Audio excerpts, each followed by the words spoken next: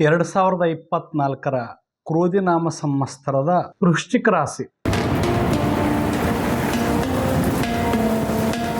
ವೃಶ್ಚಿಕ ರಾಶಿಯವರಿಗೆ ಗುರು ವರ್ಷಾರಂಭದಿಂದ 1/5/2024 6ನೇಯವನು ಮೇಷರಾಶಿಯಲ್ಲಿದ್ದು, ವರ್ಷಾರಂಭದಲ್ಲಿ ಗುರುವಿನಿಂದ ಸಾಮಾನ್ಯ ಫಲ ನಿರೀಕ್ಷಿಸುವಂತ ಸಾಧ್ಯತೆ ಇದೆ.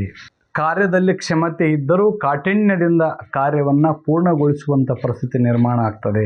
ಆದ್ದರಿಂದ ಮನನೊಂದ ಸ್ಥಾನ ಬದಲಾವಣೆ ಮಾಡುವ ಸಂಭವ ಜಾಸ್ತಿ. ಆರ್ಥಿಕ ವಿಚಾರವಾಗಿ ಕಠಿಣ ನಿರ್ಧಾರ ತಾಳದಿದ್ದಲ್ಲಿ ತೊಂದರೆಗಳು ಹೆಚ್ಚಾಗಿ ಉಲ್ಬಣ ಆಗ್ತಕ್ಕಂಥದ್ದಾಗ್ತದೆ.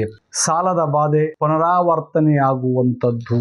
ಬಂಧು ಬಾಂಧವರಿಂದ ಅಲ್ಪ ಮಟ್ಟಿನ ತೋರಿಕೆಯ ಸಹಕಾರವಿದ್ದು ಇದರಿಂದ ಯಾವುದೇ ರೀತಿಯ ಪ್ರಯೋಜನ ಆಗುವುದಿಲ್ಲ. ಸಂಪೂರ್ಣವಾಗಿ ಕೋರ್ಟು ಕಚೇರಿಯ ಕಾರ್ಯಗಳು ಸ್ಥಗಿತ ಆಗುವಂಥದ್ದು.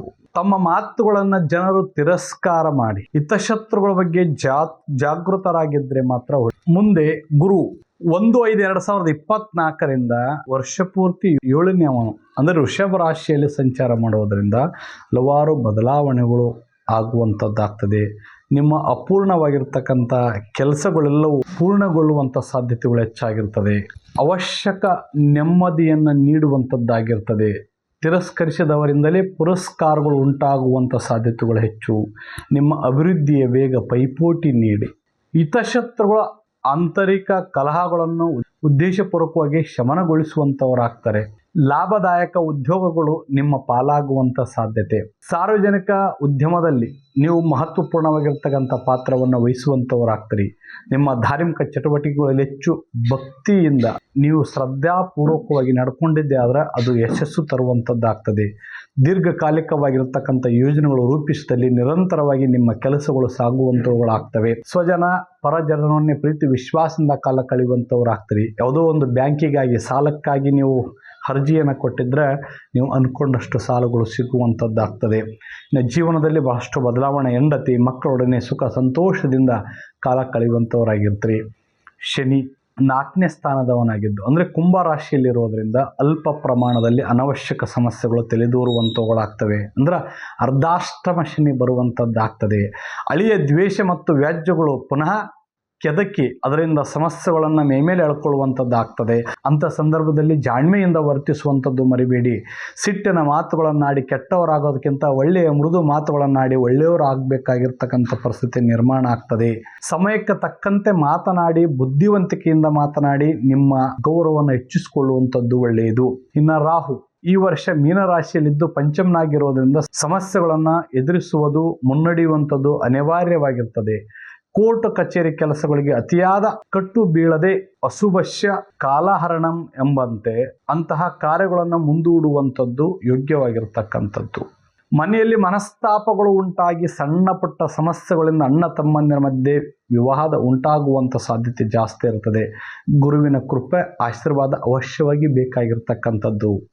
ಮಂಗಳ ವರ್ಷಾರಂಭದಿಂದ 23/4/24 4ನೇಯವನು ಕುಂಭರಾಶಿಯಲ್ಲಿದ್ದು 1/6/2024 5ನೇಯವನು ಮೀನರಾಶಿಯಲ್ಲಿದ್ದು 12/7/2024 6ನೇಯವನು ಮೇಷರಾಶಿಯಲ್ಲಿದ್ದು ನಂತರ 7ನೇಯವನಾಗಿ ವೃಷಭ ರಾಶಿಯಲ್ಲಿ ಹೋಗುವಂಥದ್ದಾಗ್ತದೆ. ಈ ವರ್ಷ ಮಂಗಳನಿಂದ ಸಮಯಕ್ಕೆ ಮತ್ತು ಕರ್ಮಾನುಸಾರವಾಗಿ ಮಿಶ್ರ ಫಲವನ್ನು ನೀಡುವಂಥದ್ದಾಗಿರುವುದರಿಂದ ಉದ್ಯೋಗಿಗಳಿಗೆ ವ್ಯಾಪಾರಸ್ಥರಿಗೆ ಈ ವರ್ಷದ ಉತ್ತರಾರ್ಧದಲ್ಲಿ ಗುರುದೇವನ ಸಾಕಷ್ಟು ಲಾಭ ಮಾಡಿಕೊಂಡು ಶುಭ ಫಲಗಳನ್ನು ಅನುಭವಿಸುವಂಥದ್ದು ಒಳ್ಳೆಯದು. ಪಾಲುದಾರಿಕೆ ವ್ಯವಹಾರದಲ್ಲಿ ಹೆಚ್ಚು ಲಾಭವನ್ನು ಕಂಡುಕೊಳ್ಳುವಂಥವ್ರಾಗ್ತದೆ. ಅಧಿಕಾರಿಗಳಿಂದ ಪ್ರಶಂಸೆ ದೊರೆಯುವಂಥದ್ದಾಗ್ತದೆ. ಬಡ್ತಿ ಯೋಗ ಸಹ ಉಂಟು. ಮಡದಿ ಮಕ್ಕಳಿಂದ ಸಂತೋಷದಲ್ಲಿ ಕಾಲ ಕಳೆಯುವಂಥವ್ರಾಗ್ತದೆ. ರೈತಾಪಿ ವರ್ಗದವರಿಗೆ ಹಿಂಗಾರು ಮತ್ತು ಮುಂಗಾರು ಅತಿ ಹೆಚ್ಚು ಫಲವನ್ನು ನೀಡುವಂಥದ್ದಾಗ್ತದೆ. ಹಸಿರು ಪೈರು ನಿಮಗೆ ಸಂತಸ ತಂದು ಕೊಡುವಂಥದ್ದಾಗ್ತದೆ. ನಿಮ್ಮ ಹಿಂದಿನ ಸಾಲ ಎಲ್ಲವೂ ಮುಟ್ಟಿ ಇನ್ನೂ 4 ಕಾಸು ಕೈಯಲ್ಲಿ ಸಂಪಾದನೆ ಆಗುವಂಥದ್ದಾಗ್ತದೆ. ಮಹಿಳೆಯರಿಗೆ ಸರ್ಕಾರದಿಂದ ಸಾಕಾಗಷ್ಟು ಸವಲತ್ತುಗಳು ಪ್ರಾಪ್ತಿಯಾಗುವಂಥವುಗಳಾಗ್ತವೆ. ಅಭಿವೃದ್ಧಿಯ ಕಾರ್ಯ ಕೈಗೊಳ್ಳುವಂಥವರಾಗ್ತಾರೆ. ಇದರ ನಡುವೆ ಕುಲದೇವರ ಆರಾಧನೆ ಮತ್ತು ನವಗ್ರಹ ಆರಾಧನೆ ಮಾಡುವಂಥದ್ದು ಒಳ್ಳೆಯದು. ವೃಶ್ಚಿಕ ರಾಶಿಯ ಹೆಣ್ಣು ಮಕ್ಕಳು ತಾಳ್ಮೆಯಿಂದ ವರ್ತಿಸುವಂಥದ್ದು ಒಳ್ಳೆಯದು. ವಿದ್ಯಾಭ್ಯಾಸ ಮಾಡಿ ಶಿಕ್ಷಣವನ್ನು ಉನ್ನತ ಮಟ್ಟಕ್ಕೆ ಜ್ಞಾನಾರ್ಜನೆ ವೃದ್ಧಿ ಮಾಡಿಕೊಳ್ಳುವಂಥದ್ದು ಸಹ ಈ ವರ್ಷ. ಇನ್ನು ಸದಾಕಾಲ ಶಿಕ್ಷಣದಲ್ಲಿ ಅಂದರೆ ಸದಾಕಾಲ ಓದಿನಲ್ಲಿ ಮಗ್ನರಾದಷ್ಟು ಈ ವಾರ ಒಳ್ಳೆಯದು. ಸಿಟ್ಟು ಸೊಡಕು ಒಳ್ಳೆಯದಲ್ಲ, ಮತ್ತೊಬ್ಬರ ಮೇಲೆ ಎತ್ತಿ ಕಟ್ಟುವಂಥದ್ದು ಒಳ್ಳೆಯದಿಲ್ಲ. ಇದರಿಂದ ನಿಮ್ಮ ಗೌರವಕ್ಕೆ ಧಕ್ಕೆ ಬರುವಂಥದ್ದಾಗ್ತದೆ. ಒಟ್ಟಿನಲ್ಲಿ ಗುರು ವರ್ಷಾರಂಭದಿಂದ 7ನೇವನು ಬಂದು ಶುಭಕರನಿದ್ದು, ಇನ್ನು ಶನಿದೇವನು ವರ್ಷಾಂತದವರೆಗೆ 4ನೇವನು ಮಿಶ್ರ ಫಲವನ್ನು ನೀಡುವಂಥದ್ದಾಗಿರ್ತದೆ.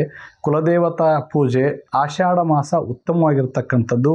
ಒಟ್ಟು 10 ಅಣೆ ಶುಭ ಫಲಗಳು. ಅಶ್ವಿನಿ ಮಾಸ ಅಂದರೆ ಆಶ್ವೀಜ ಮಾಸ 1, 6, 11ನೇ ತಿಥಿಗಳು ಶುಕ್ರವಾರ ರೇವತಿ ನಕ್ಷತ್ರ ನಿಮಗೆ ಘಾತಕವಾಗಿರ್ತಕ್ಕಂಥವುಗಳು.